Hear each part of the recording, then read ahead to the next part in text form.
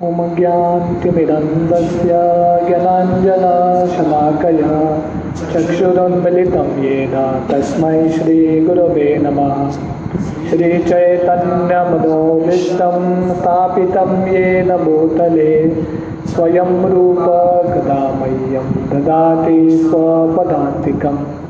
वन्देऽहं श्रीगुरो श्रीयुतः पदकमलं श्रीगुरोन् वैष्णवांश्च श्रीरूपं साग्रजातां सहगना रघुनाथान्वितं तं सजीवं साद्वैतं सावधूतं परिजनसहितं कृष्णचैतन्यदेवं Shri Radha कृष्णपादान् सहगना Lalita श्रीविशाखान्वितंश्च।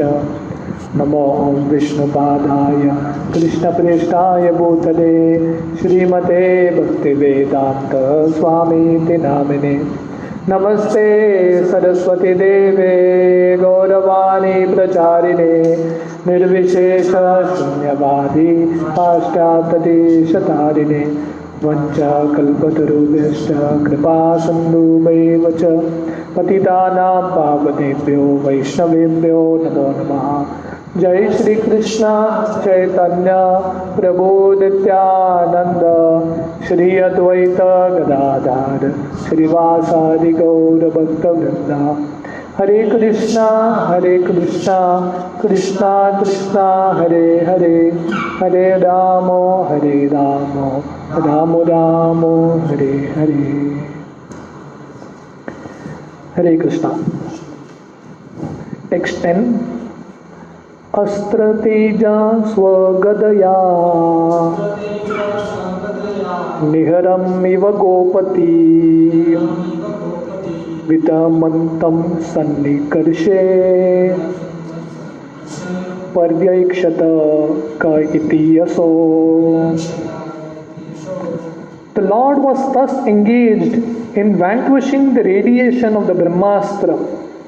Just as the sun evaporates a drop of dew, he was observed by the child who thought about who he was.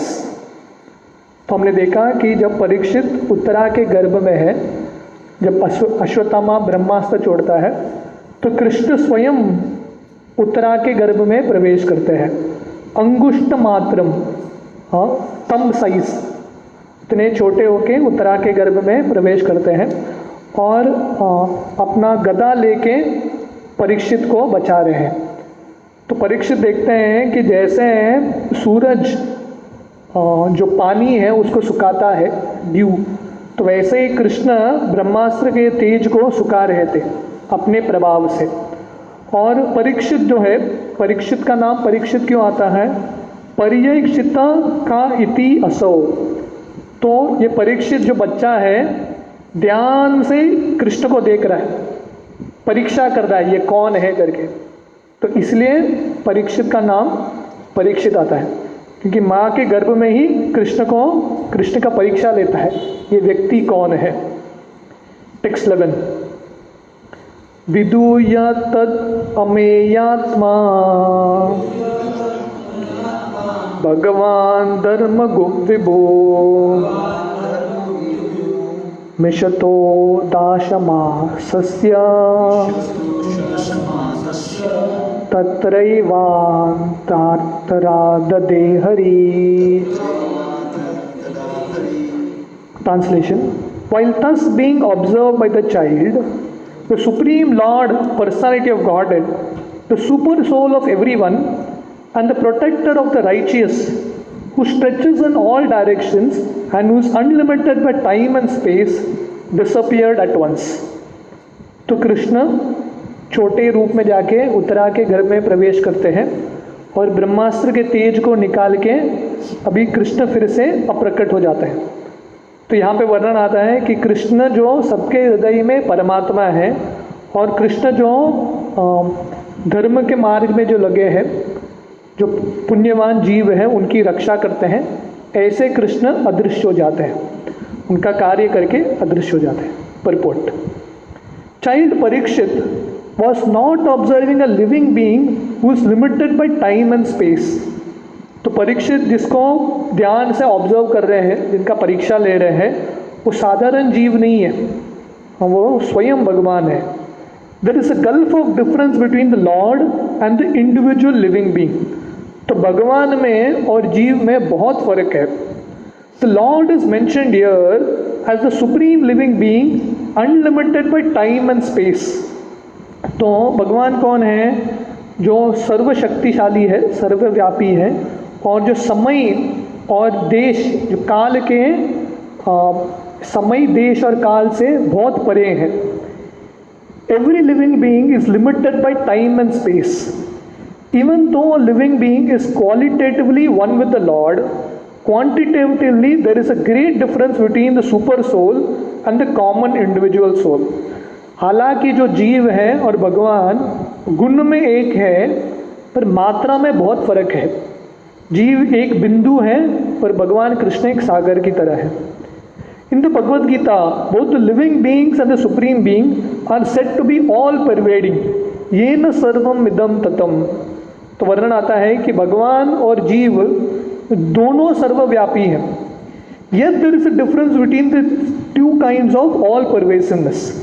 तो जीव भी सर्वव्यापी है और भगवान भी सर्वव्यापी है, पर दोनों के सर्वव्यापी में बहुत फर्क है। A common living being or soul can be all pervading within his own limited body, but the supreme living being is all pervading in all space and at all time. तो जीव जो है खुद के शरीर में पूरा व्याप्त है, उसके शरीर में जीव का शक्ति जो चेतना है पूरे शरीर में है। पर भगवान कितने महान हैं, हर एक के शरीर को भगवान जानते हैं। जो भौतिक दुनिया में हर एक जीव का शरीर है भगवान जानते हैं। इसलिए गीता के 13वें अध्याय में क्षेत्र और क्षेत्रज्ञ का वर्णन आता है। तो हम सब क्षेत्रज्ञ, क्षेत्रज्ञ का मतलब है जिसको क्षेत्र के बारे में पता है। तो जीव का क्षेत्र क्या है? ये शरीर हम जानते हैं बस। पर भगवान का क्षेत्र क्या है? जितने भी जीव हैं उन सब का शरीर भगवान का क्षेत्र है। A common living being or soul can be all pervading within his own limited body, but the supreme living being is all pervading in all time and space. A common living being cannot extend his influence over another common living being by its all pervasiveness. But the supreme super soul, the personality of Godhead, is unlimitedly able to exert his influence over all places and at all times and over all living beings. तो साधारण जो जीव है खुद के शरीर पे उसका थोड़ा हद तक कंट्रोल है, पर दूसरे के जो शरीर है, दूसरे के मन पे वो कंट्रोल नहीं कर सकता। पर भगवान क्योंकि सर्वव्यापी हैं, हर एक समय, हर एक जो देश है और हर एक जीव है भगवान के अधीन रहते हैं।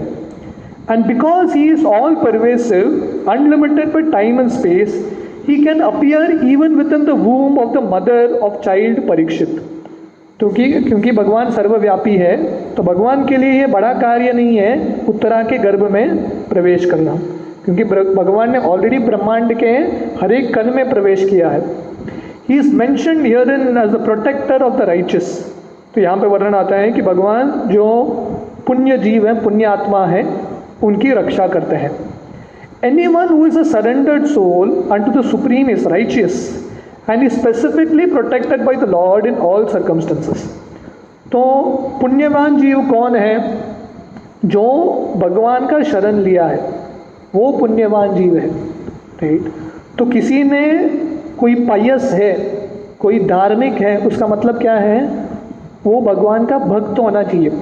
अगर भगवान का भक्त नहीं है तो वो धार्मिकता का कुछ फायदा ही नहीं है। तो ऐसे जो भक्त हैं भगवान उनकी रक्षा करते हैं अंडर ऑल सर्कमस्टेंसेस। हर एक सिचुएशन में, हर एक स्थिति में भगवान अपने भक्तों की रक्षा करते हैं। The Lord is the indirect protector of the unrighteous also, for he rectifies their sins through his external potency. तो कोई बोलेगा भगवान सिर्फ अपने भक्तों की रक्षा करते हैं क्या, अभक्तों की रक्षा नहीं करते? नहीं, भगवान उनकी भी रक्षा करते हैं, पर उनकी रक्षा कैसे करते हैं? उनको दंड देके, उनके पापों का दंड देके उनकी रक्षा करते हैं। धीरे धीरे उनका बुद्धि वापस आता है। The Lord is mentioned herein as one who is dressed in the 10 directions. तो यहाँ पे वर्णन आता है भगवान दशमास्य का मतलब है भगवान का ड्रेस जो वस्त्र था वो क्या था, 10 दिशाएं। उसका मतलब क्या है, this means dressed with garments on 10 sides up and down, he is present everywhere and can appear and disappear at his will from everywhere and anywhere. तो इसका मतलब क्या है, 10 दिशाओं में भगवान ने वस्त्र पहना है, मतलब ऊपर से नीचे तक भगवान का वस्त्र था। और इसका और एक मतलब है कि भगवान कहीं पे भी प्रकट हो सकता है और कभी भी कहीं से भी अप्रकट हो सकता है। His disappearance from the sight of the child Parikshit does not mean that he appeared on the spot from any other place. He was present there, and even after his disappearance, he was there, although invincible to the eyes of the child. तो भगवान उत्तरा के घर में प्रकट हो गए और अप्रकट हो गए का मतलब क्या है, भगवान अप्रकट जब हो गए उत्तरा के गर्भ से तभी भी उधर ही हैं, पर सिर्फ परीक्षित को दिखाई नहीं दिया। This material covering of the effulgence firmament is also something like a womb of a mother nature, and we are all put in the womb by the Lord, the Father of all living beings. तो जैसे उत्तरा के गर्भ में कृष्ण प्रवेश करते हैं परीक्षित को दर्शन देने के लिए, तो यहाँ पे प्रभुपाद लिख रहे हैं ये जो भौतिक दुनिया है, ब्रह्मांड है, वो भी माँ का गर्भ की तरह है, मटीरियल नेचर, माया देवी। और उसके अंदर भगवान हम सब जीवों को डालते हैं और भगवान भी आते हैं हम सबको उनका दर्शन देने के लिए। He is present everywhere, even in the material womb of Mother Durga, and those who are deserving can see the Lord. तो भगवान ये भौतिक दुनिया में भी है, और जो प्रामाणिक भक्त हैं ऐसे लोग, ये जो भौतिक दुनिया है जो दुर्गा देवी के गर्भ की तरह है, उसमें भी हम भगवान का दर्शन ले सकते हैं, जैसे परीक्षित को भगवान ने दर्शन दिया माँ के गर्भ में। टेक्स्ट 12, तथा सर्व गुणोदर के सानुकूला ग्रहोदये जंजे वंशधर पांडोर भूय Pandor इवोजसा। Thereupon, when all the good signs of the zodiac gradually evolved, the heir apparent of Pandu would be exactly like him in prowess took birth. तो यहाँ पे वर्णन आता है तथा सर्व गुणोदर के सानुकूला ग्रहोदये। तो ऐसे जब सही समय आया और ग्रह में अनुकूल व्यवस्था हो गया, ग्रहों का सबसे अनुकूल व्यवस्था, उस समय परीक्षित जन्म लेते हैं। और जैसे पांडु महान राजा हुए, उनके पछिनों पे चलते हुए परीक्षित भी महान राजा बनते हैं। Purport, astronomical calculations of stellar influences upon a living being are not suppositions but are factual as confirmed in the Shrimad Bhagavatam. तो प्रभुपाद लिख रहे हैं जो एस्ट्रोनॉमिकल बच्चे के जन्म के समय जो ग्रह का कॉम्बिनेशन होता है, उसके अनुसार उसका कुंडली बनता है। तो ये काल्पनिक नहीं है, ये एक साइंस है, इसलिए भागवतम में वर्णन आ रहा है। Every living being is controlled by the laws of nature at every minute, just as a citizen is controlled by the influence of the state.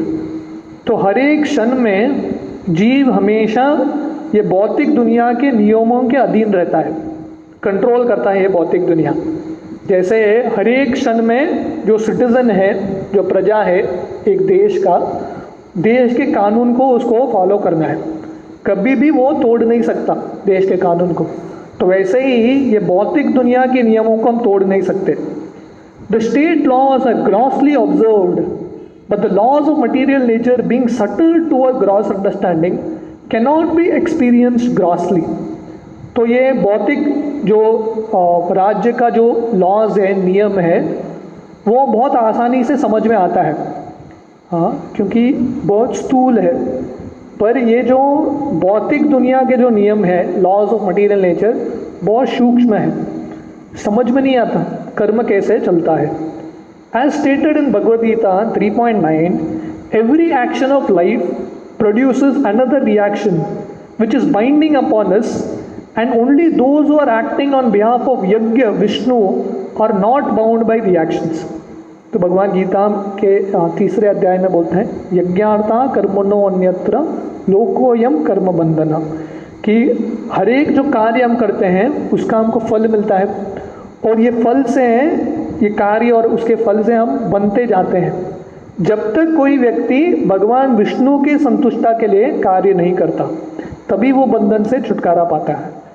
Our actions are judged by higher authorities, the agents of Lord, and thus we are awarded bodies according to our activities. तो हमारे जो कार्य हैं, भगवान के जो प्रतिनिधि हैं, वो हमको हमेशा देखते रहते हैं। यमराज, सूर्यदेव, चंद्रदेव, ये सब हमारे हर एक कार्य को देख रहे हैं और नोट होता है। हमको पता नहीं, हम भूल जाएंगे हमने क्या किया है, पर हर एक कार्य नोट होता है और उसके अनुसार हमको फल मिलता है। The laws of nature is so subtle that every part of our body is influenced by the respective stars, and a living being obtains his working body to fulfill his term of imprisonment by the manipulation of such astronomical influence. तो भगवान का जो नियम है, भौतिक नियम है, इतना सूक्ष्म है कि हमारा शरीर का एक एक अंग, एक एक ग्रह कंट्रोल करता है उसको, एक एक अंग को। और ये जो शरीर क्या है, हमारे लिए एक्चुअली एक इम्प्रिजनमेंट है। जैसा कैदी को प्रिजन में डाला जाता है, वैसा हमको सज़ा मिलता है ये शरीर का। कितने समय तक सज़ा भुगतना है, हर एक का अलग अलग सेंटेंस होता है, राइट। अब जेल में जाएंगे तो किसी का 5 साल, किसी का 10 साल, किसी का कड़क, किसी का कम कड़क। तो जिसने जो कार्य किया है उसके हिसाब से उसको सज़ा मिलता है। तो वैसे ही ये जो शरीर है हमारे लिए सज़ा है, हाँ। और हमारे जो पहले के कर्म है वो तय करता है कितने समय तक हमको ये भुगतना है। A man's destiny is therefore ascertained by the birth time constellation of stars, and a factual horoscope is made by the learned astrologer. इसलिए बच्चे का जो भविष्य है जन्म के समय पे तय होता है। जन्म का जो समय है, दिन है, मुहूर्त है, उसके हिसाब से उसका पत्रिका बनता है कि ये ज़िंदगी में उसको कितना सुख, कितना दुख, कितने साल तक जिएगा, सब कुछ अंदाज से उसके जन्म के समय स्टार्स का क्या कॉम्बिनेशन था, उसके हिसाब से उसका कुंडली बनता है। It is a great science and the misuse of a science does not make it useless. तो ये एक बहुत महान एक विज्ञान है। पर प्रभुपाद बोल रहे हैं आजकल के लोगों के विज्ञान पता भी नहीं है, फिर भी हम ये विज्ञान को काल्पनिक नहीं बोल सकते, एक विज्ञान है। महाराज परीक्षित और even the person of Godhead appear in certain constellation of good stars, and thus the influence is exerted upon the body, thus born at an auspicious moment. तो परीक्षित महाराज या कृष्ण भी उनके अवतार में, कृष्ण के रूप में या राम के रूप में, वो जब अवतार लेते हैं उनका भी चार्ट होता है, एस्ट्रोलॉजिकल चार्ट। कौन से ग्रह के समय पे उनका जन्म हुआ है, कौन से नक्षत्र के समय पे, तो उसके हिसाब से उनका कुंडली बनता है।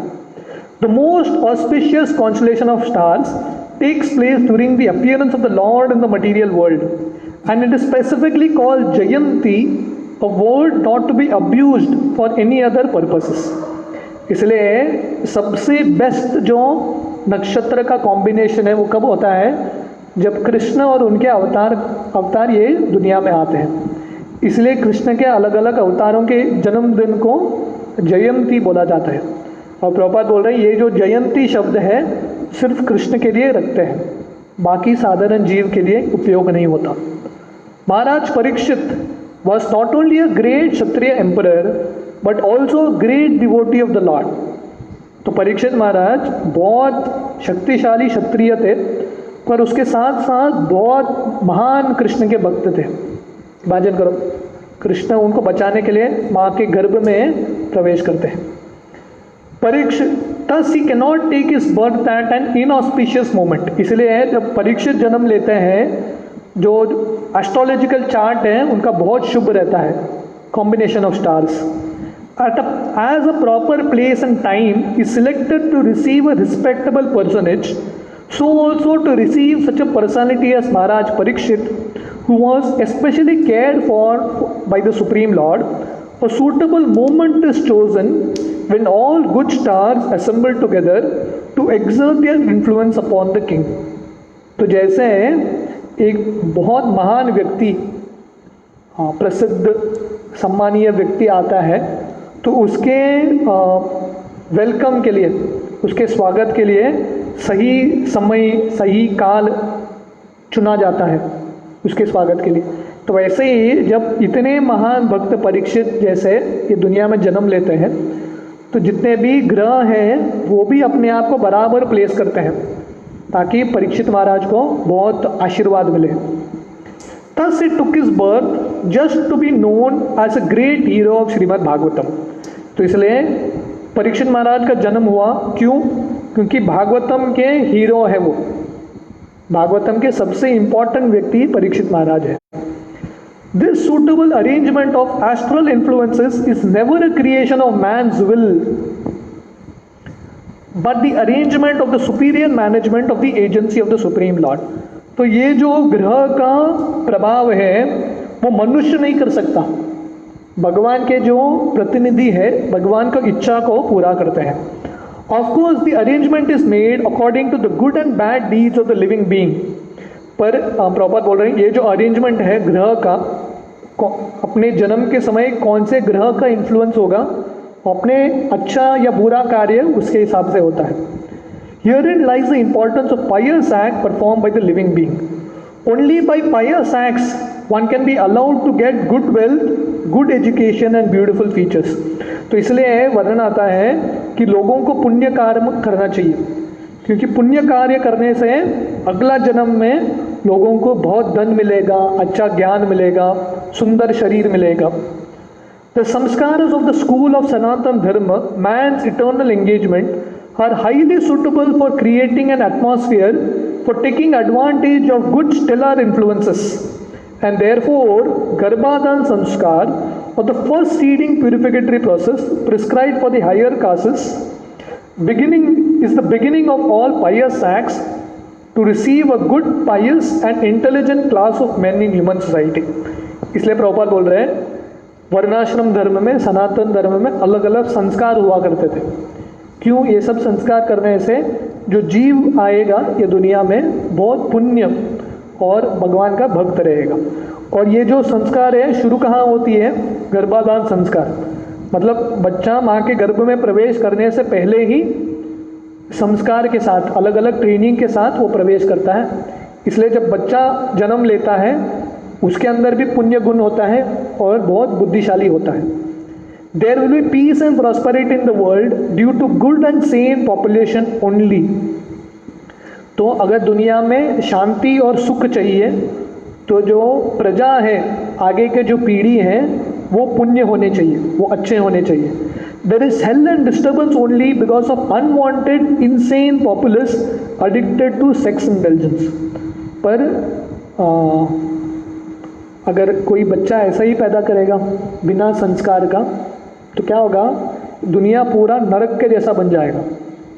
तो इसलिए गीता के पहले अध्याय में जब अर्जुन कृष्ण को बोलता है मैं लड़ाई नहीं करूँगा, तो अर्जुन का एक बहुत इम्पॉर्टेंट ऑब्जेक्शन था कि इतने सारे स्त्री मर जाएंगे तो गलत लोग आके उनको एक्सप्लॉइट करेंगे, उनका शोषण करेंगे, और जो बच्चे पैदा होंगे, जो अगला पीढ़ी होगा, सही नहीं होगा और पूरा दुनिया नरक बन जाएगा.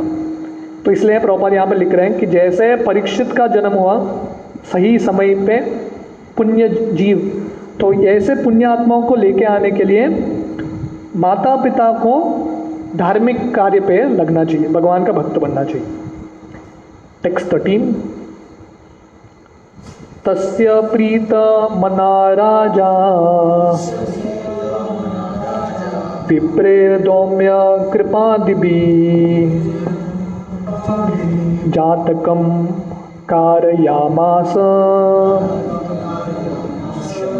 वाचयित्वा च मंगलम. King Yudhishthir, who was very satisfied by the birth of Maharaj Parikshit, had the purificatory processes of birth performed. Learned Brahmanas, headed by Dhaumya and Kripa, recited auspicious hymns. तो जब परीक्षित ये बच्चे का जन्म होता है, युधिष्ठिर महाराज बहुत संतुष्ट हो जाते हैं. हाँ, और युधिष्ठिर महाराज अलग अलग जो जहाँ तक कार्य है जन्म के, जैसे गर्भाधान संस्कार है, बच्चे के जन्म के बाद अलग अलग जातक कार्य होता है, वो सब कार्य करते हैं. और स्पेशली धौम्य और कृपा अलग अलग मंगल जो वेदों के जो श्लोक हैं, वाचयित्वा च मंगलम, अलग अलग मंगलाचरण का उच्चारण करते हैं. Purport. There is a need for good and intelligent class of brahmanas who are expert in performing the purificatory process prescribed in the system of varnashram dharma. तो प्रभुपाद लिख रहे हैं कि ये दुनिया में ब्राह्मणों की ज़रूरत है जो बहुत अच्छे रहेंगे और बहुत बुद्धिशाली रहेंगे, क्योंकि अलग अलग जो कार्य हैं, शुद्धिकरण के अलग अलग कार्य ऐसे ब्राह्मण करते हैं. Unless such purificatory processes are performed, there is no possibility of good population, and in the age of Kali, the population all over the world is of Shudra quality or lower for want of purificatory process. तो जब तक ये शुद्धिकरण के कार्य अलग अलग संस्कार नहीं होते जो ब्राह्मण करते हैं अलग अलग विधि, तब तक क्या होगा, जो प्रजा है, जो पीढ़ी है, वो शुद्ध नहीं होते. हाँ, उनका हृदय साफ नहीं होता. और ऐसा पीढ़ी अगर साफ नहीं होते और पुण्य नहीं बनते तो क्या होगा, ये दुनिया में कलयुग में स्पेशली सब लोग शूद्र ही निकलते हैं या शूद्र से नीचे. It is not possible, however, to revive the Vedic process of purification in this age for want of proper facilities and good brahmanas. तो प्रभुपाद लिख रहे हैं कि ये कलयुग में फिर से उस ज़माने में जो वैदिक पद्धति था, जो ब्राह्मण अलग अलग शुद्धिकरण कार्य कर रहे थे, कलयुग में उसको शुरू करना बहुत मुश्किल है, क्योंकि इतने क्वालिफाइड ब्राह्मण नहीं है, ये सब फैसिलिटीज़ नहीं है. But there is the Pancharatra system also recommended for this as.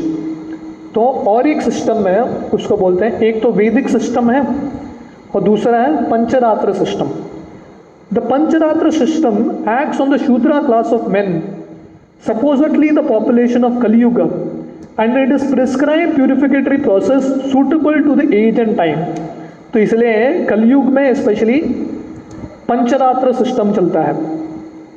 Such a purificatory process is allowed only for spiritual upliftment and not for any other purpose.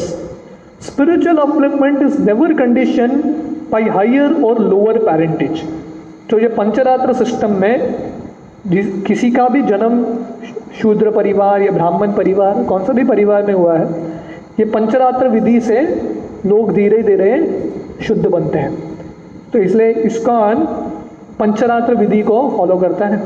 इसलिए किसी का भी जन्म कौन सा भी परिवार में हुआ है, स्पिरिचुअल प्रोसेस आध्यात्मिक मार्ग में लगने से ऑटोमेटिकली शुद्धिकरण आता है. तो और 2-3 पैरा है ये तात्पर्य के, वो हम कल सुबह पढ़ेंगे. हरे कृष्ण.